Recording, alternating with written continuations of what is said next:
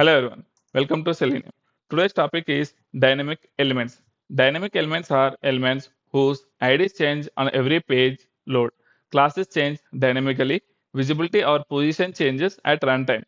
Text changes based on data or API response. Because of this, static locators may become unstable and cause flaky text. Dynamic elements are very common in React or Angular applications or any other applications. In the example, if we see, I'm opening the application. The elements look like it is a very bad example for dynamic element locator. So email at underscore 1234. This time in the first page, it may be email underscore 1234. When the page refreshes, this ID may change again. And if I perform some other action, again this ID may change. So this is a very bad example for dynamic locator.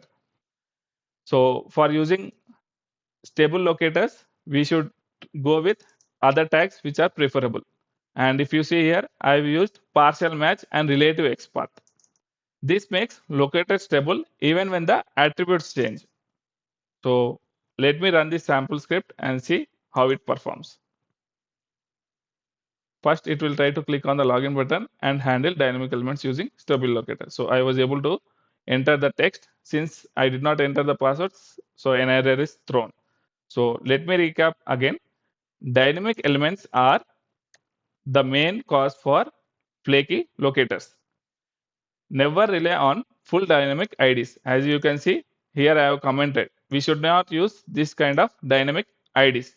Use relative XPath, partial matches. As you can see, I have used partial using contains method and stable attributes. Stable locators beat dynamic IDs.